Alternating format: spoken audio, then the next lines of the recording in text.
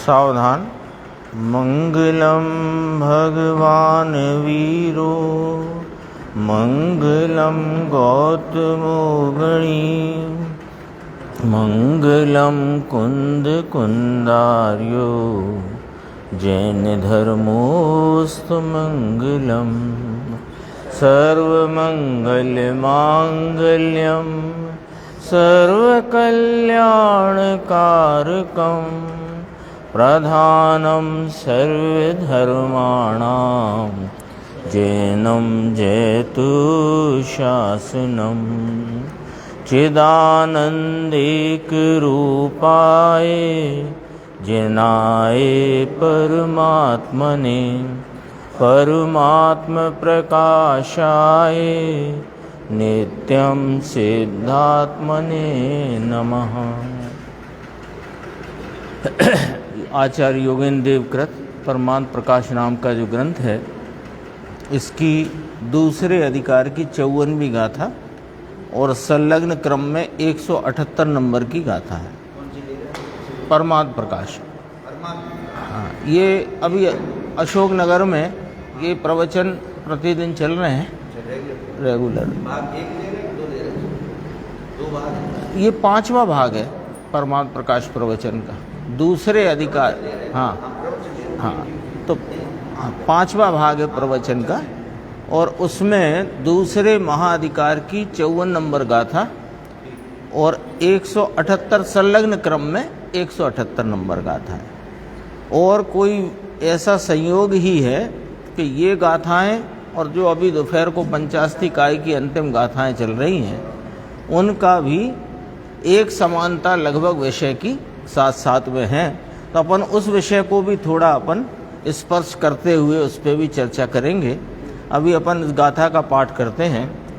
दंसणाण चरेत मऊ जोणवे अपुमुनि मोकहम कारणु भण विजिए सो परतायम करे।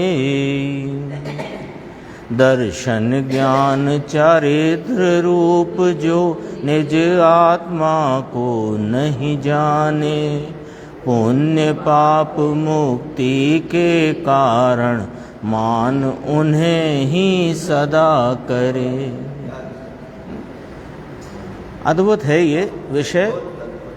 53 नंबर गाथा में कहा था कि जो निज विभाव को बंध का कारण और स्वभाव को मुक्ति का कारण नहीं जानते, वे पुण्य को उपादेय मानकर करते हैं। ये था ना अपना विषय।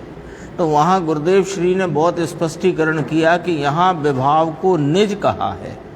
ये कोई कर्म के कारण उत्पन्न हुआ भाव नहीं है, ये आत्मा का ही निज परिणाम है, लेकिन यह स्वभाव से विपरीत है और बंध का कारण है। आज भी ये बात बहुत चली थी, उसको अपन अभी थोड़ा देखेंगे कि शुभ भाव छोड़ने के 2 प्रकार हैं। आज आई थी ना दोपहर को चर्चा, वो चर्चा अपन देखेंगे। अभी इसकी उत्थानिका है कि सम्यक दर्शन, सम्यक ज्ञान, सम्यक चारित्र रूप परिणमता जो आत्मा, वह ही मुक्ति का कारण है। यहाँ सम्यक दर्शन ज्ञान चारित्र से अभेद आत्मा को मुक्ति का कारण कहा है ना। तीन भाव पड़ गए इसमें। देखो, एक अपना त्रैकालिक ध्रुव स्वभाव, उसे मुक्ति का कारण कहना। एक उसके आलम्बन से प्रगटी हुई जो सम्यक दर्शन ज्ञान चारित्र की परिणति, उसे मुक्ति का कारण कहना। और अब कहा कि वो सम्यक दर्शन ज्ञान चारित्र से परिणित अभेद जो आत्मा है, वही मुक्ति का कारण है। 3 प्रकार पड़ गए ना। बात एक की एक है, बात एक ही है, पर कहने के 3 प्रकार हुए। यह अपना त्रकाली आत्मा, वह मुक्ति का कारण। क्यों? कि इसके आलम्बन में ही मुक्ति के कारण रूप भाव उत्पन्न होते हैं। और कौन से वे भाव हैं कि सम्यक दर्शन ज्ञान चारित्र, और सम्यक दर्शन ज्ञान चारित्र से परिणित जो आत्मा, यानी उन बीतरागी पवित्र परिणति से अभेद जो आत्मा है, वह मुक्ति का कारण है।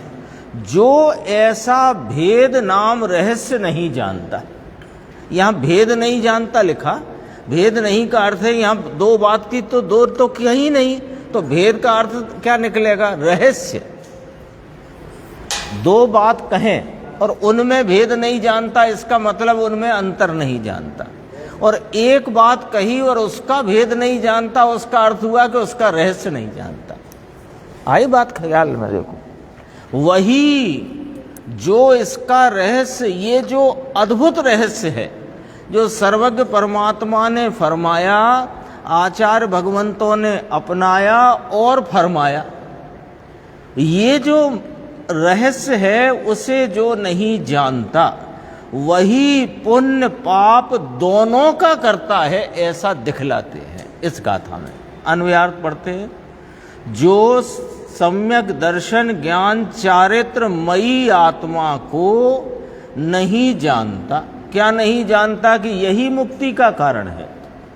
सम्यक दर्शन ज्ञान चारित्र मयी आत्मा को न एव मनुते, नहीं जानता। स एव, वही जीव के हे जीव, फिर स एव वही, फिर उसको हे जीव करके संबोधन करा। हे जीव उन पुण्य पाप दोनों को मोक्ष का कारण जानकर करता है। ये देखो आचार्य योगेंद्र देव की कथनी। अब ये मोक्ष का कारण है कौन? अब ऊपर तो नहीं लिखा था कि मोक्ष का कारण नहीं जानता, ऊपर की पंक्ति फिर पढ़ो, है ना। अपने से कोई अर्थ में गलती अपने से ना हो, गुरुदेव तो अपने साथ सदैव रहते ही हैं। जो सम्यक दर्शन ज्ञान चारित्र मयी आत्मा को नहीं जानता, तो अभी तो आप कह रहे थे कि आत्मा को मोक्ष का कारण नहीं जानता, ऐसे रहस्य को नहीं जानता। कि देखो अब नीचे की पंक्ति में से रहस्य निकल आएगा वो, कि उन पुण्य पाप दोनों को, क्योंकि अब जीव के पास क्या बचा? एक अपने सम्यक दर्शन ज्ञान चारित्र की वीतराग पवित्र परिणति, और ये नहीं तो फिर क्या बचा? कि पुण्य पाप अशुद्ध परिणति। तो जो पुण्य पाप दोनों को मोक्ष का कारण जानकर करता है, अर्थात वह सम्यक दर्शन ज्ञान चारित्र मयी आत्मा को मोक्ष का कारण नहीं मानता। ये देखो आपके हमारे ऊपर कंधों पर जिम्मेदारी डाल दी आचार्य योगेंद्र देव ने। क्या जिम्मेदारी डाल दी? कि यदि तुम्हें पुण्य के किंचित परिणाम पर किंचित भी मोक्ष का मार्ग मानते हो, तो तुम इस सम्यक दर्शन ज्ञान चारित्राणी मोक्ष मार्ग नहीं मानते। एक राग के अंश को, एक शुभ भाव के अंश को, अभी 168 गाथा चली, 169 गाथा चली, अपने पंचास्ती काय की अंतिम गाथा है कि राग लब माने जरा सा ही, अरिहंत आदि के प्रति नौ तत्व की भेद रूप श्रद्धा, ऐसे जो भाव, शास्त्र की स्वाध्याय के प्रति की रुचि, राग लब। वो राग लब क्या कहा गया है? कि राग लब को अनर्थ का मूल कहा गया। अनर्थ का मूल है, दोनों साथ साथ चल जाएंगे क्योंकि विषय एक सा ही है। राग को क्या कहा? अभी सुना था ना दोपहर को, अनर्थ का मूल है। और वही राग 170 गाथा में परंपरा से मोक्ष का साधक कहा। हाँ, तो परंपरा से कहा, साक्षात न कहा। परंपरा कैसी? कि जब तक उस अपनी वो उसमें प्रभु शक्ति को उत्पन्न नहीं करता, जब तक उस प्रभु शक्ति नाम अपने चैतन्य में लीनता की उग्रता को प्राप्त नहीं करता, तो वही जीव यद्यपि मोक्ष मार्ग में प्रवर्तित होने पर भी देवादिक के क्लेशों को भोगता है। आई थी चर्चा, यही बात 6वीं गाथा प्रवचन सार में कही, और यही बात 79 नंबर गाथा की टीका में आचार्य अमृतचंद्र देव ने कही कि यह शुभ राग कौन है? कि वो क्या शब्द है, मैं फिर ध्यान से उतर गया। धूर्त अविसारिका की भांति, धूर्ती शब्द है शायद कि कुछ और, धूर्त अविसारिका, धूर्त अविसार, हाँ, धूर्त अविसारिका की भांति। धूर्त, राकी रकेब लगा के बोलते हैं, धूर्त, धूर्त, धूर्त अभी, हाँ हाँ बराबर, धूर्त अभिसारिका की भांति ये जो शुभ राग है तो मेरे तो महा दुख संकट निकट है, इसलिए इस मोह का उन्मूलन करने के लिए मैंने कमर कसी है। 79 गाथा है ना, तब 80 नंबर की गाथा। तो करना था चारित्र मोह के उन्मूलन की बात और करी दर्शन मोह के उन्मूलन की बात। ये हमें देखकर करी, अनादि अज्ञानी जीव को देखकर आचार्य अमृतचंद्र देव और आचार्य कुंद देव ने वो बात वहां पर रखी। देखो अपन इस पे आते हैं कि सम्यक दर्शन ज्ञान चारित्रमयी आत्मा को मोक्ष का कारण नहीं जानता और वही जीव उन पुण्य पाप दोनों को मोक्ष के कारण जानकर करता है। गुरुदेव ने कहा यहाँ कर्ता पर जोर है, अज्ञानी का कर्तापने पर जोर है। भावार्थ पढ़ते हैं, निज शुद्धात्मा की भावना से उत्पन्न जो वीतराग सहजानंद एक रूप सुख रस का आस्वाद, उसकी रुचि रूप सम्यक दर्शन। लो ये टीका ब्रह्मदेव सूरी की है ना।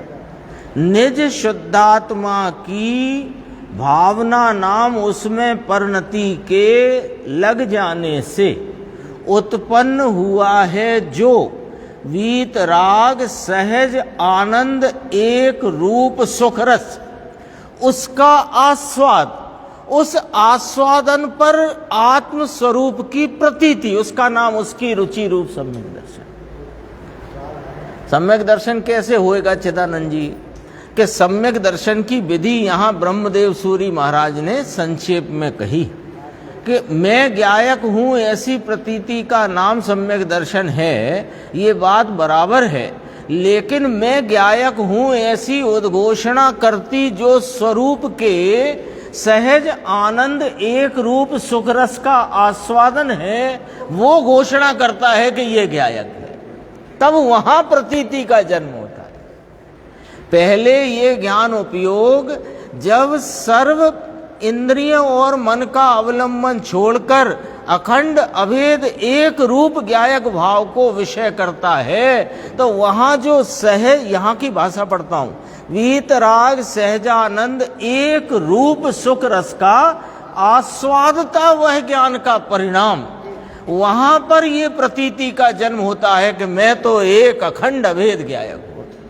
इसका नाम सम्यक दर्शन। फिर और उसी शुद्धात्मा में वीतराग नित्यानंद स्वयं संवेदन रूप सम्यक ज्ञान। लो सम्यक ज्ञान की परिभाषा, स्वयं संवेदन ज्ञान, उसका नाम सम्यक ज्ञान।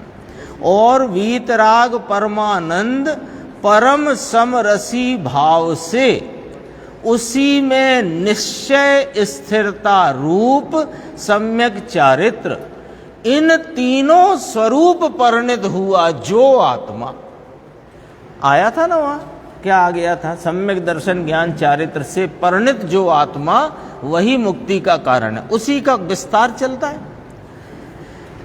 उसी शुद्धात्मा में वीतराग नित्यानंद स्वयं संवेदन रूप सम्यक ज्ञान, वीतराग परमानंद परम समरसी भाव से उसी में निश्चय स्थिरता रूप सम्यक चारित्र, इन तीनों स्वरूप परिणित हुआ आत्मा, उसको जो जीव मोक्ष का कारण नहीं जानता, वह ही पुण्य को आदरने योग्य जानता है। ये इससे अर्थ क्या निकल आता है कि जो पुण्य को किंचित भी आदरने योग्य मानता है, वह यह सम्यक दर्शन ज्ञान चारित्र स्वरूप परिणित आत्मा उसको मोक्ष का कारण नहीं मानता है। आगे पलट के अर्थ आया कि नहीं आया? है ना? ये सेल्फ एक्सप्लेनेटरी है, अपने इधर से पढ़ा तो उधर से जवाब आया। वह ही पुण्य को आदरने योग्य जानता है और पाप को त्यागने योग्य जानता है। तथा जो सम्यक दृष्टि जीव रत्नत्रय स्वरूप परिणत हुए आत्मा को ही मोक्ष का मार्ग जानता है। अब यहां से 170 गाथा मिलाएंगे जो पंचास्तिकाई की। देखो, उसके यद्यपि संसार की स्थिति के छेदन का कारण और सम्यक्तवादी गुण से परंपरा से मुक्ति का कारण ऐसी तीर्थंकर नाम प्रकृति आदि शुभ नाम पुण्य प्रकृतियों को, यानी उन कर्मों को अवांछित वृत्ति से ग्रहण करता है ना। पंचास्तिकाई की अभी 132-33 गाथा चलती थी अशोकनगर में, तब अनहित वृत्ति शब्द आया था, याद होगा, अनहित वृत्ति। वो यहां शब्द लिया अवांछित वृत्ति, एक ही अर्थ है। अब थोड़ा यहां समझना कि ये जो शुभ पुण्य प्रकृतियां या शुभ भाव, कषाय की मंदता के भाव जो सम्यक दृष्टि को आ जाते हैं, उसमें तीर्थंकर नाम कर्म की प्रकृतियां या 16 कारण भाव समझो, और भी जिनेंद्र परमात्मा के प्रति भक्ति का भाव, शास्त्रों के अभ्यास का, लिखने का, रचने का, खुलासा का, जो भी भाव, वे उनको यहाँ पर संसार की स्थिति के छेदन का कारण कहा गया है।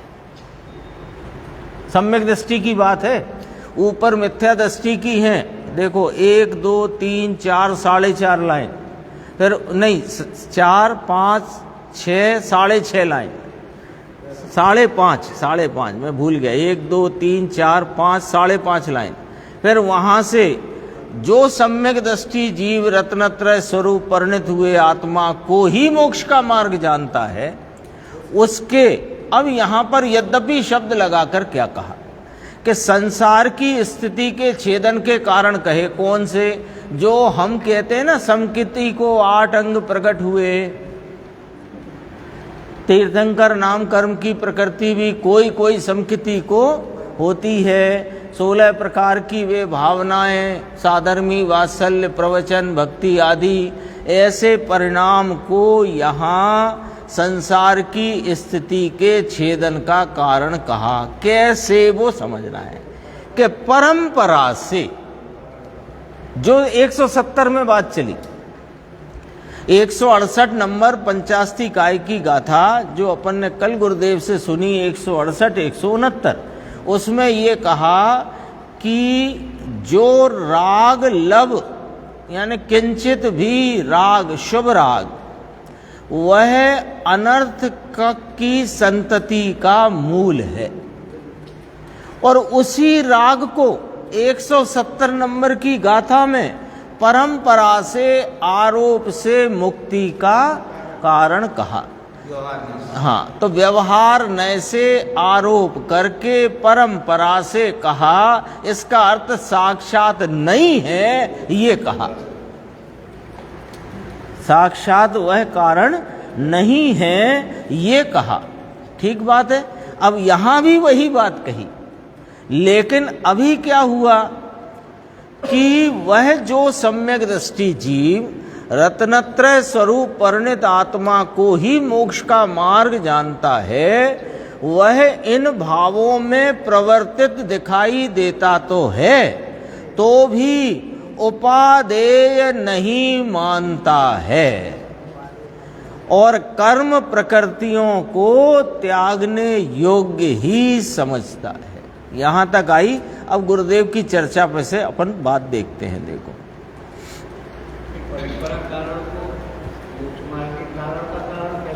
नहीं, परंपरा कारण का अर्थ है कि जो राग अभी छूट नहीं पाया उसे छोड़ेगा तो मुक्ति प्राप्त होगी। आज अर्थ आया था 170 गाथा। परंपरा का आज बहुत अच्छा अर्थ आया। 170 गाथा की व्याख्या में, बहुत ही गजब का, कि जो छूट नहीं पाया अभी वो छूटेगा तो मुक्ति प्राप्त होगी, उसे परंपरा कारण। जैसे ऊपर जाना हो ना छत पे, तो सीढ़ी को परंपरा कारण कहा। क्यों कहा? क्योंकि सीढ़ी छोड़ोगे तो पहुंचोगे। कारण का कारण भी ना हुआ, अभाव रूप कारण हुआ। कारण का कारण क्या होता है? कारण का कोई कारण नहीं। आरोप करो तो कारण का कारण कहा, निमित्त से, व्यवहार से, उपचार से। कारण का कारण तो ये कारण परमात्मा, जो सम्यक दर्शन ज्ञान चारित्र रूप पवित्र परिणति जिसे मोक्ष का कारण कहा, उस कारण का कारण यदि कोई आपको प्रश्न है तो उस कारण का कारण ये कारण परमात्मा है। ये कारण का कारण नहीं। ये तो अभी 171 गाथा में कहेंगे कि मोक्ष में अंतराय रूप है। कल सुनना आप 171 गाथा, अंतराय कहा इसको। आज तो अनव्यार चल गया था 171, अंतराय है। अंतराय तो समझते हैं ना? हमने तो अंतराय शब्द का अर्थ तब समझा था जैसे जब मुनिराज को आहार में अंतराय हो गया, तब वहां से समझा। अंतराय हो गया माने आहार नहीं हो सका। यहां स्वरूप की प्राप्ति तो हुई लेकिन पूर्णता की प्राप्ति नहीं हुई, अंतराय कर दिया। किसने? ये तीर्थंकर नाम कर्म की प्रकृति सम्यक्त के 8 अंग जो व्यवहार से कहे, उन्होंने अंतराय कर दिया। ऐसी बात है। देखो 225 पेज है गुरुदेव की खुलासा में से। भगवान आत्मा अंतर सम्यक दर्शन स्वयं का ज्ञान और स्वयं का चारित्र, स्वयं की प्रतीति, सम्यक दर्शन कहा ना, तो स्वयं की प्रतीति, स्वयं का ज्ञान, स्वयं का चारित्र, इन 3 रूप से परिणमता प्रभु, ये मोक्ष का कारण है। अभेद कर दिया परिणति को।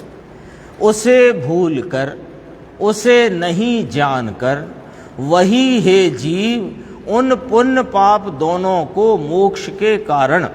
गुरुदेव पूछ रहे हैं, भाषा देखो आचार्य परमात्मा की, यह पुण्य के भाव हैं, उसे मोक्ष का कारण जानकर वह करता है।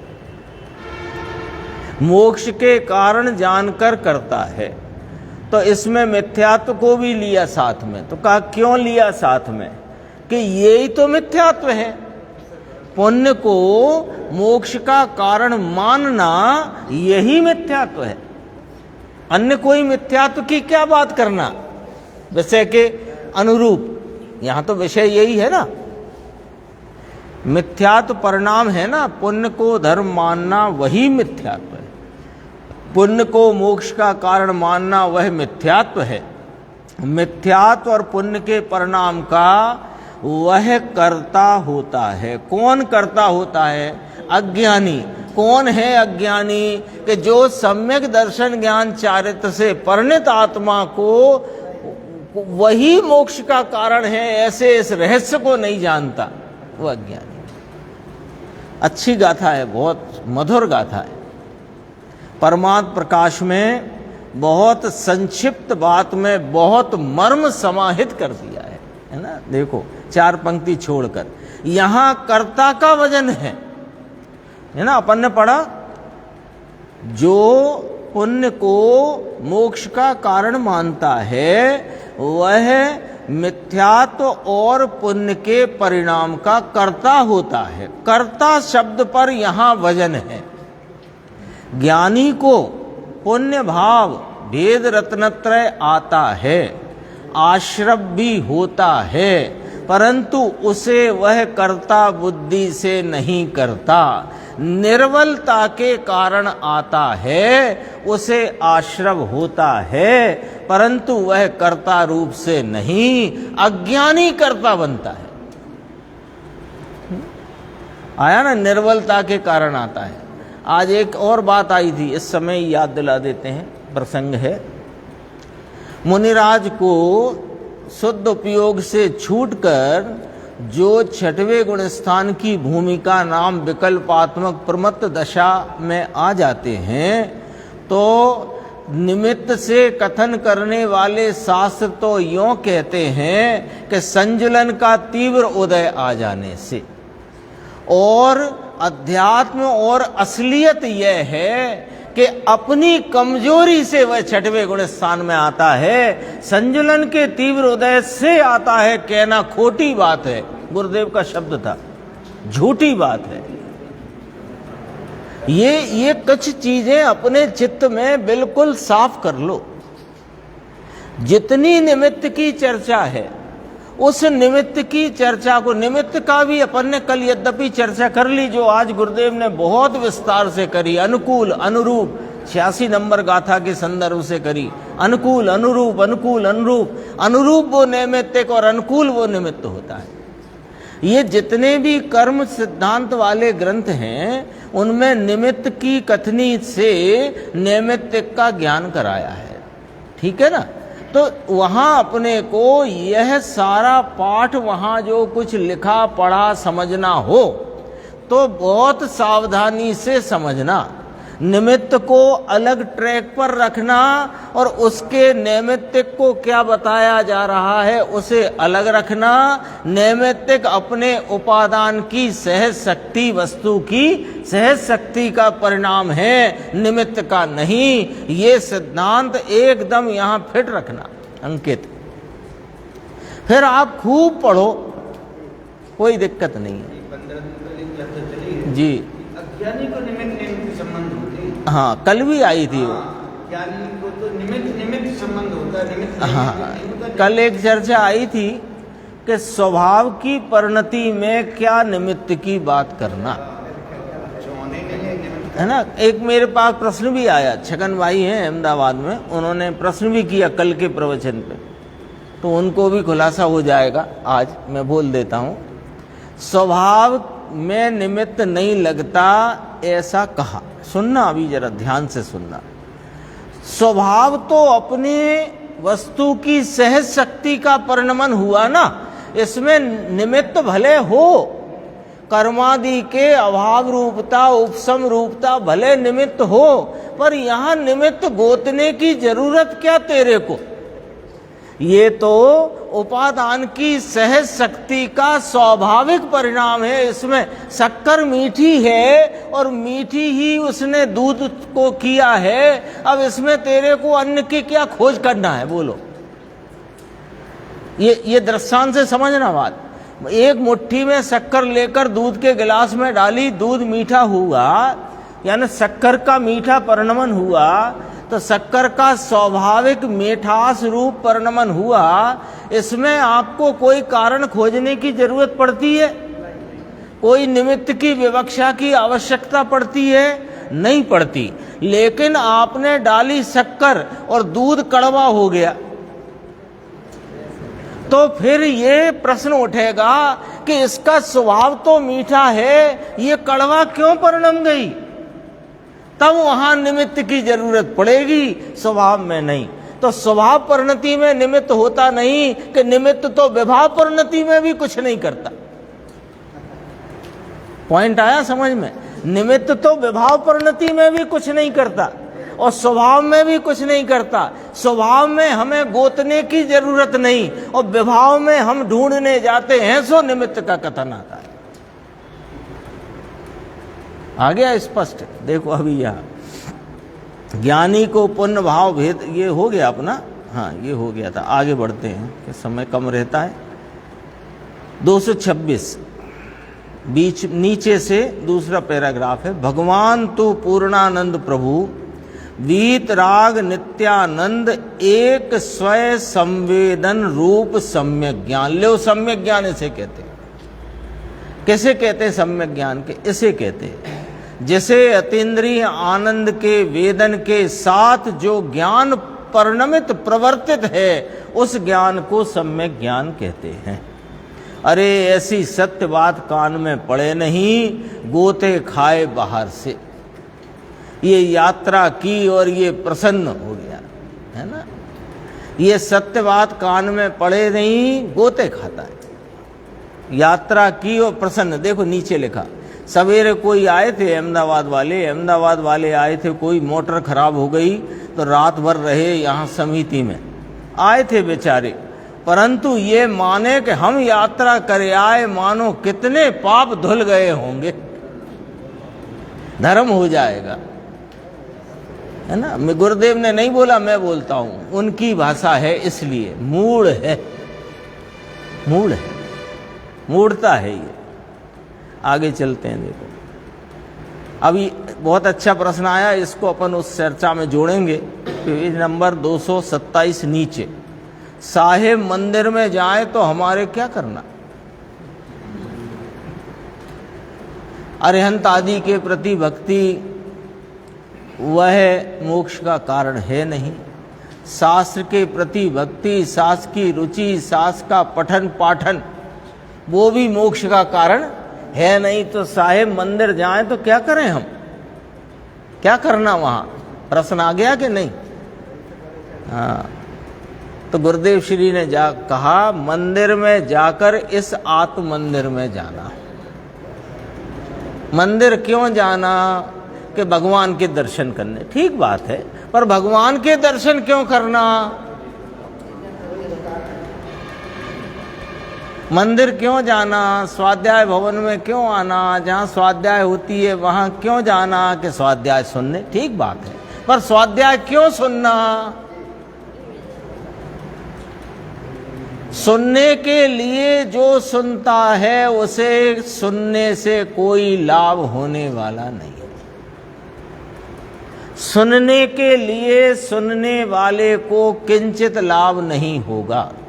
जिसे इस शुद्धात्म तत्व की प्राप्ति की अंतरंग में तीव्र धगस जिज्ञासा है और उस जिज्ञासा के लिए सुनता है, तो उस जिज्ञासा की पूर्ति करके वह आत्मस्वरूप को प्राप्त कर लेगा।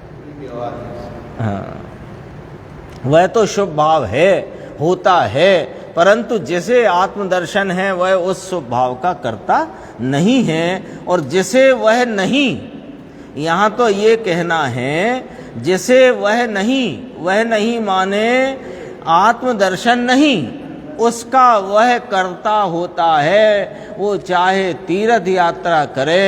एक चर्चा आई थी ना, इसमें आई कि उसमें आई, मेरे ख्याल इसी में आई, कि कोई जगह पर झरिया में मंदिर नहीं था, तो उसने नियम लिया कि मैं 2 बार सम्मेद शिखर चला जाऊंगा, 1 महीने मंदिर प्रतिदिन जाने की वजह, महीने में 2 बार सम्मेद शिखर जाके कोटा पूरा कर दूंगा। तो कहा तो उसको कहना है कि मंदिर जाते हो तुम, और उस मंदिर में जाकर उन जो कषाय की मंदता के, भक्ति के, बहुमान के जो भाव होते हैं उनके तुम कर्ता होते हो। क्यों? कि तुम्हें आत्मदर्शन नहीं। इस पर जोर है पूरी गाथा। कोटा पूरा करता है। जिसे वह नहीं उसका वह करता होता है। मिथ्या दृष्टि है तुम्हारे कहाँ? अब जहाँ मंदिर नहीं वहाँ तुमने तो पड़ाव डाला है झरिया में।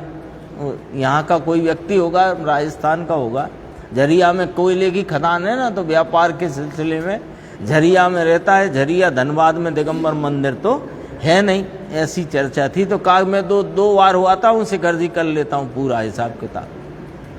Page number 229। अभी सम्यक्त का ठिकाना नहीं, और ये व्रत और तप लेकर बैठे तो हो गया चारित्र। क्या हो बापू, इसमें कोई तेरी निंदा की बात नहीं है नाथ, तेरे हित की बात है, हित की बात है प्रभु। क्योंकि तू किस प्रकार अपना अहित करे जा रहा है तुझे खबर नहीं है। बोलो, इसे कहते करुणा। निंदा नहीं है ये करुणा है। सम्यक दर्शन का ठिकाना नहीं, व्रत तप लेकर बैठे और हम तो मोक्ष मार्ग में हैं और हमारे तो चारित्र है। और कोई तो कहता 1 दिन करके तो बताओ। अरे 1 दिन क्या, जब समय आएगा तो जितने बरस, जितने दिन, जितने घंटे होना होगा सो होएगा ही। तुम क्यों चिंतित हो उसके लिए? ये जो हाजरा हुजूर विद्यमान जो अपना यह विद्यमान महातत्व चैतन्य भगवान विराजमान हैं, इसकी तो सुध लेते नहीं, और जो बहिर्मुखता में अनेक प्रकार के कषायों के मंदता के भाव हैं उसकी रुचि में दौड़ रहे हो। तुम अपना अहित कैसे कर रहे हो, इसलिए यहां पर बात कहते हैं। गंभीर है बात। ऐसा जो चारित्र, अब यहां तो कोई सम्यक का ठिकाना नहीं, सम्यक ज्ञान का ठिकाना नहीं। पंच महाव्रत के 28 मूल गुण है, उसके व्यवहार का भी अब आजकल तो वो भी ठिकाना नहीं।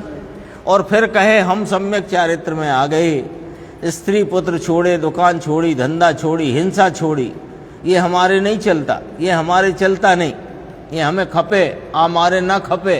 वो तो गुरुदेव को याद आया कलश पुण्य पाप अधिकार का। चंडालनी का पुत्र एक ब्राह्मण के घर पला और एक चांडालनी के घर। तो ऐसे ही दशा है वो सब अशुभ भावों की, उसकी ज़्यादा ख्याल नहीं, वो इसमें भी चर्चा नहीं, और अपने को ख्याल में है वो बात। पेज नंबर 231 है, यहाँ अपने कल आएगा वहाँ चर्चा, अपन इसकी चर्चा कर लेंगे। अभी थोड़ी चर्चा अपन करते हैं। हाँ, जो अभी चल रहा था ना, इसकी थोड़ी सी एक दो बातें हैं, बस उसको थोड़ा देखते हैं। अरे फंस गया।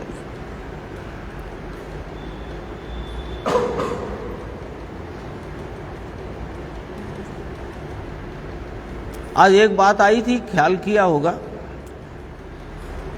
स्थूल पर समय और सूक्ष्म पर समय, ख्याल किया था, है ना? बता रहा हूं, निकाल तो लूं। कितना पेज है?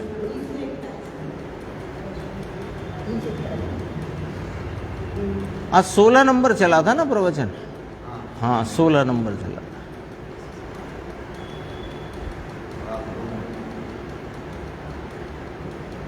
पीछे पहुंच गया, पता नहीं कैसे करके।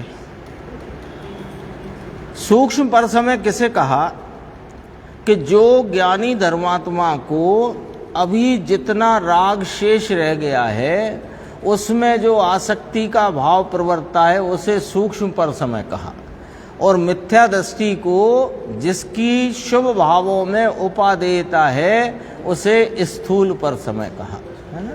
हाँ, उसमें प्रश्न भी आया था। और हाँ हाँ आया था। मैं तो वो तो मैं जब तक ये मिल रहा है तब तक मैं आगे बढ़ूँ, हैं? हाँ हाँ, ये ज्ञानी की संदर्भ से जो राग है उसकी बात है, बराबर है। अब देखो 170 गाथा का मैं अन्वयार्थ पढ़ के फिर उसकी चर्चा गुरुदेव श्री की अपन देखते हैं। संयम तप संयुक्त होने पर भी नव पदार्थों तथा तीर्थंकर के प्रति जिसकी बुद्धि का झुकाव वर्तता है और सूत्रों के प्रति जिसे रुचि नाम प्रीति वर्तती है, उस जीव को निर्वाण दूरतर है। देखो, आचार्य कुंद देव ने तो इतनी बात कही, अब समझना। और टीकाकार आचार्य ने उसमें ये कहा कि ये परंपरा से मोक्ष का कारण सद्भाव कहने में आया, यद्यपि यदि वह अपने पूर्ण एकाग्रता को प्राप्त नहीं होता तो देवादिक के क्लेश को भोगता है ना?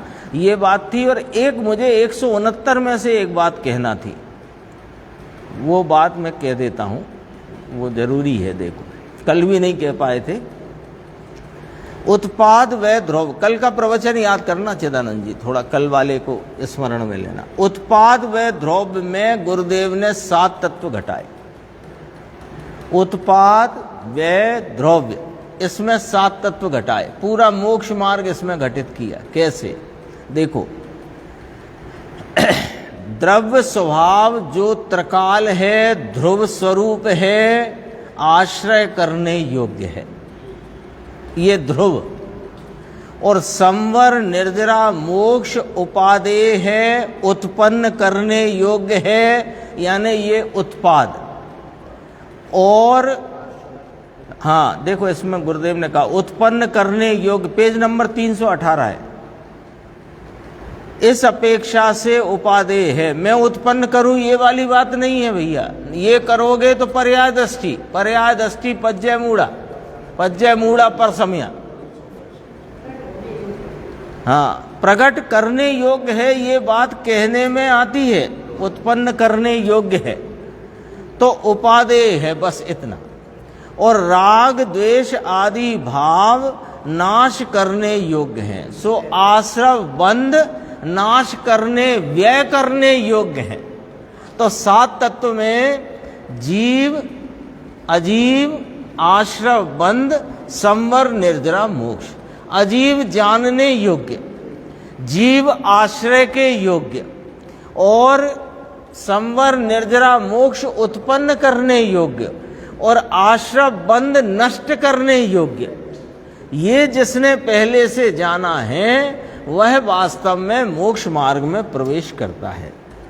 संवर में उत्पन्न करूं ऐसा नहीं, द्रव्य स्वभाव के आश्रय से संवर, निर्जरा और मोक्ष उत्पन्न हो जाता है, परंतु वह उत्पन्न करने योग्य है तो उसे उपादेय कहा जाता है। उपादेय तो यही है दरअसल, आलम्बन भूत। और स्वभाव के आश्रय से राग उत्पन्न नहीं होता तो राग नाश करने योग्य है, हे करके नाश करने योग्य कहने में आया है। ये उत्पाद व ध्रुव की संधि है। कल आया था 169 में, आज अपन आते हैं 170 तो अपन ने पढ़ा। अन्वयार्थ देखो, अन्वयार्थ में अपन ने देखा कि आचार्य कुंद देव कहते हैं कि संयम तप संयुक्त होने पर भी, यानी ये ज्ञानी धर्मात्माओं मुनिराजों की बात ली। 9 पदार्थ तथा तीर्थंकर के प्रति जिसकी बुद्धि का झुकाव वर्तता है और सूत्रों के नाम शास्त्रों के प्रति जिसे रुचि नाम प्रीति वर्तती है, उस जीव को निर्वाण विशेष दूर है। फिर टीकाकार ने इसको यहाँ पर परंपरा से मोक्ष हेतु पने का सद्भाव यहाँ दर्शाया है, ऐसा यहाँ कहा। देखो इसमें एक जो चर्चा आई थी, मुझे बस वो लेना है, विषय तो अपन सब सुन के आई है। पेज नंबर है 323। अज्ञानी को तो शुद्धि का अंश मात्र भी परिणमन में नहीं होने से, ये बात आई ना, अज्ञानी को तो शुद्धि का अंश मात्र भी परिणमन में नहीं होने से, ये इधर पर से बात उठी। लोग प्रश्न करते थे ना भाई सुबह, वे लोग कहते हैं क्या करें हम, क्या सीधे शुद्ध में चले जाएं? लोगों का प्रश्न है, अपना भी हो सकता है कि अभी तो हम खाने कमाने भोगने में लगे हैं, यहां से क्या हम सीधे शुद्ध में चले जाएं? शुभ को तो आप हे बताते हो, शुभ तो आप कहते हो त्यागने, हे माने त्यागने योग्य। हे का अर्थ समझ लो बिल्कुल, पूरी जिनवाणी में द्वादशांग में हे का एक ही अर्थ है, त्यागने योग्य। तो आप शुभ भाव को, कषाय की मंदता के भावों को आप हे बताते हो, त्यागने योग्य बताते हो, तो फिर क्या हम सीधे शुद्ध में चले जाएंगे क्या? उस चले जाएं क्या पूछने का अर्थ है, क्या सीधे शुद्ध हो जाएगा क्या? ऐसा उसका प्रश्न है। आप तो कहते हो त्यागने योग्य, तो त्याग दें, अभी इसे छोड़ दें, छोड़ दें। तो उसका बहुत सुंदर जवाब है, देखना। पहले अभी हम अशुद्ध में पड़े हैं हम, तो पहले अशुभ छोड़कर शुभ में तो करें। अरे परंतु पहले यहाँ निर्मल दृष्टि करने की बात चलती है। ये शुभ भाव जो है वह राग है, बंध का कारण है, मेरे सम्यक दर्शन का वह विषय नहीं है। ऐसी अपनी शुद्ध स्वभाव की दृष्टि में शुभ राग बंध का कारण माने बिना, अब यहां से समझना बिल्कुल, ये अपने ऊपर जिम्मेदारी डाली गई है कि शुद्ध स्वभाव की दृष्टि में, दृष्टि का विषय कौन? शुद्ध स्वभाव। उसको विषय बनाना हो तो शुभ राग बंध का कारण माने बिना अपने स्वभाव की सच्ची दृष्टि उसे नहीं होती। तो यहाँ दृष्टि के विषय की बात है। लोग ये प्रश्न करते हैं, लो सीधे हमारे शुद्ध में चले जाना है क्या? सीधे क्या कहते हैं? सीधे, गुरुदेव ने सीधे का पूछा क्या कहते हैं? सीधे शुद्ध उपयोग में चले जाएं, खाते कमाते भोगते? ऐसा प्रश्न किया। उसका जवाब 325 पेज, बीच में भी आया पर मैं वहां से अपन पढ़ते थे। ये लोग ऐसा कहते नीचे 325 में, लो हमारे छोड़ देना क्या ये सब, भगवान की भक्ति, उनका गुणानुवाद, शास्त्रों का स्वाध्याय, शास्त्र सुनना, उपदेश सुनना, पंच परमेष्ठी की विनय बहुमान सब छोड़ दें क्या? तो कहा कि छोड़ने का क्या प्रश्न है भैया, छोड़ने के दो प्रकार समझ लो। ये बहुत गजब की चर्चा है, पहले कभी ऐसी ख्याल में आई नहीं। 1964-85 का के प्रवचन है ये। छोड़ने के दो प्रकार अपन ने सुनी अभी दोपहर कोई, ये तो अपने रिवीजन हो जाएगा तो पक्का हो जाएगा। इसलिए छोड़ देने के दो प्रकार, शुभ भाव बंध का कारण है, राग है, परंपरा से उसे देवलोक का दुख मिलेगा। सारी गाथा की चर्चा इसमें आ जाएगी। दुख ही है वहां, दुख ही है वो, वहां धूल नहीं माने आनंद सुख किंचित नहीं, क्लेश की परंपरा का हेतु है। वह क्लेश परंपरा की प्राप्ति है, वहां क्लेश है। ऐसा पहले श्रद्धा में से यह जो राग है वो बंध का कारण है, मोक्ष का कारण नहीं, ऐसा निकाले बिना उसकी श्रद्धा सच्ची नहीं होती। एक प्रकार छोड़ दें क्या शुभ राग? तो कहा, एक जगह प्रश्न आया था गुरुदेव का, आत्मधर्म में छपा था बहुत पहले, अपने वहां गोष्ठी में आई थी बात, शुभ राग छोड़ दें क्या? आप कहते हो हे है तो छोड़ दें क्या? कि हाँ छोड़ दे दृष्टि में से। ये एक प्रकार। दूसरा प्रकार क्या? कि शुद्ध उपयोग से वह स्वतः छूटता है लेकिन जब तक दृष्टि में से छोड़ेगा नहीं तो शुद्ध उपयोग की प्राप्ति होगी नहीं, और शुद्ध उपयोग के बिना परिणति में से राग का मिटना होगा नहीं। जो हम कहते हैं ना राग घटाओ, तो तुम असलियत तो समझो उसकी। राग घटाओ कहते हो, राग कहाँ घटता है? वहां अशुभ घटता है भले और शुभ बढ़ता हो भले, पर शुभ क्या राग नहीं होता? तो राग घटाओ माने शुभ राग करो तो राग घट गया। बोलो दौलत राम जी साहब, राग घट गया क्या? राग ही तो रहा। एक पलट करके दूसरा राग हुआ तो राग ही तो रहा। तो राग कैसे टलेगा? क्योंकि हमें तो पूर्ण वीतराग होना है। तो पहले दृष्टि में राग बंध का कारण है, उसमें किंचित मोक्ष का कारण पना नहीं है, ऐसा दृढ़ता से नक्की करो। उसे श्रद्धा में, अरे विकल्पात्मक श्रद्धा में स्वीकार करो, तब जाकर इस राग से भिन्न यह वीतराग स्वरूप तेरी दृष्टि में आएगा, विषय बनेगा, वहां शुद्ध उपयोग होगा। और जब शुद्ध उपयोग होगा तो राग नहीं होगा। ये राग टालने का उपाय है। दो प्रकार कहे। शुभ राग का टलना वह तो अपने शुद्ध आचरण। शुद्ध आचरण क्या हुआ? बोलो शैलेंद्र, शुद्ध आचरण क्या हुआ? मर्यादा का भोजन शुद्ध आचरण,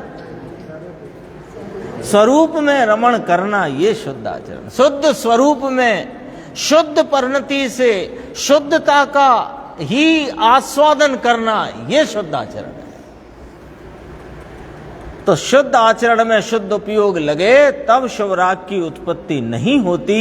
उसने शुभ राग आचरण में से निकाला, आचरण में से शुभ राग निकाल दिया, बाहर कर दिया।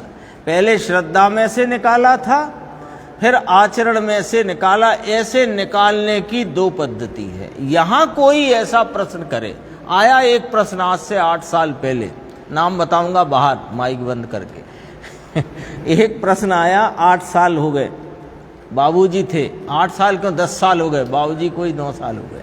बाबूजी से प्रश्न किया एक भाई ने कि राग, शुभ राग श्रद्धा में तो हे करना और परिणति में उपादेय रखना ना, तो तेने फिर श्रद्धा में ही हे का किया। परिणति में उपादेय रखना है तो श्रद्धा में हे का किया। झूठ बोलते हो तुम कि हम श्रद्धा में से हे करते हैं, कुछ नहीं, विकल्पात्मक ज्ञान की बुद्धि में तुम ये सब नाटक जमाते रहते हो और लगे उसमें ही रहते हो, उसी कीचड़ में लिप्त रहते हो। ऐसी बात है। देखो, पहले श्रद्धा में से निकाला था, श्रद्धा में से पहले निकालो, फिर श्रद्धा में से निकालकर आचरण में से कैसे निकले कि शुद्ध उपयोग के द्वारा, और कोई इसकी रीति नहीं। ऐसी निकालने की दो पद्धति हैं, और भी चर्चा तो बहुत सारी आई थी, समय अपना हो चुका है। एक आया था वैराग्य भूमिका और परम वैराग्य भूमिका। तो जो मुनिराज हैं 6वें गुणस्थान में वे वैराग्य की भूमिका में हैं, और जब 7वें गुणस्थान और आगे के गुणस्थान में प्रवर्तते हैं उसे परम वैराग्य की भूमिका कही। और उसमें यदि असमर्थ होता है तो वह देव के क्लेश आदि को भोगता है। इतनी चर्चा आई। एक ज्ञान दर्पण की बात आ गई, अपन ने कर ली थी, है ना। मैं तो चेक कर रहा हूँ, कुछ रह गया हो तो अपन कर ले। 1 मिनट अपने पास है। श्रद्धा में से निकालना है राग, क्या कभी श्रद्धा में कभी सुधा है निकालने की बात? श्रद्धा में ऐसा है कि अभी श्रद्धा में यह बसा हुआ है कि राग से कुछ ना कुछ हित है। तो हाँ, तो अभी हम खड़े कहाँ हैं? अभी हम खड़े हैं कि हम अबद्ध अस्पष्ट अपने चैतन्य स्वरूप को जानने में हमारा जो प्रवर्तन है वो है बराबर। उस अबद्ध अस्पष्ट स्वरूप दृष्टि के विषयभूत इस चैतन्य परमात्मा को जानने में हम उद्यमवंत हैं, उसको समझने में, उसके निर्णय में भी उद्यमवंत हैं। लेकिन उसके निर्णय में उद्यमशीलता होने पर भी यदि हमें उस ही समय इस रागादि की असलियत को असली तरीके न जाना, उस राग में, अरे शास्त्र के राग में, ये चिंतन विचार मंथन के राग में भी कुछ लाभ है, ये अभी तुमने श्रद्धा में राग को हे किया नहीं है। और श्रद्धा में से राग को हे नहीं किया का अर्थ क्या समझना पलट के, जो राग को अब तक अनादि से उपादेय माना है उसकी उपादेयता को तुमने छोड़ा नहीं है। वो उपादेयता छूटे तो राग का श्रद्धा में से हे पना हो तो ये दृष्टि का विषय उपयोग को राग रहित स्वरूप जो त्रिकाल है वो इस उपयोग का विषय बने, और शुद्ध उपयोग हो तो परिणति में से राग टलेगा। हैं? सब जी जी वहाँ से शुरू होना चाहिए। हाँ, नहीं देखो, आपने कहा समय दर्शन समय ज्ञान चार मेरे में नहीं होते, 3 कारण। हाँ, बात आपकी है। हाँ, अभी आपकी अपनी बात है। आप जो बात कहते हो नर्सरी की है, कॉलेज की बात है। कॉलेज की बात भी करेंगे तो वो आप कहो तो जीवादि बहित तच्चम हेयम उपादेयम अपणो अप्पा, ठीक है। यहाँ से आओ, शुद्ध भाव अधिकार से बात करो, 6वीं गाथा समय सार से करो, 11वीं गाथा समय सार से करो। लेकिन ये सर्व चर्चाएं, ये सारी चर्चाओं में क्या हम अभी तो अपने को आप ही तोलना है ना, क्या हम इस प्रकार की वृत्ति में किसी प्रकार का, जो इस प्रकार की वृत्ति में जो कषाय का मंद भाव चल रहा है इसमें उपादेयता है कि नहीं है, ये खुद को तोलना पड़ेगा। और जब अपने को कम मिलेगी, फिर हम ये कह रहे हैं अपन अभी भी अगर अपने आप को ऐसा मानेंगे तो फिर समय तो निकल जाएगा। ऐसा है कि ये तो खुद को तोलना है, और तोलने का यहाँ तो पैरामीटर बताते हैं कि ये टेबल कितनी है, तो उनने कहा कि ये 4 फुट की है, तो 4 फुट का फीता होए तब तो नपे ना ये। तो हमारी स्थिति, हम उद्यमशील हैं, आत्म कल्याण के लिए लगे हुए हैं, जिज्ञासा भी है, धगस भी है, लगन भी है, फिर भी हमारा कार्य क्यों नहीं हो रहा? तो गुरुदेव श्री के बहुत प्रवचनों में ये बात आ गई है कि तुझे कहीं ना कहीं किसी ना किसी रूप में कोई ना कोई राग की उपादेयता खड़ी है, वही वास्तव में बाधा रूप है। हाँ, तो वो रुचि छोड़कर इस गायक भगवान की रुचि में, इसकी महिमा में इतनी प्रगाढ़ता होनी चाहिए कि इसके आगे दूसरा कुछ अच्छा ना लगे। उस प्रगाढ़ता में मैं फिर वहीं आता हूँ जो रोज बात कहता हूँ, उस प्रगाढ़ता में, उस रुचि की उग्रता में वो वीर्य, चूंकि रुचि अनुयायी होता है तो वीर का परिणमन स्वतः ही अपने स्वरूप की ओर ढलकर वह उपयोग पलटकर इस शुद्धात्म स्वरूप का आलम्बन ले लेता है। मुझे करना है ये बात भी छोड़ देना चाहिए। चलो।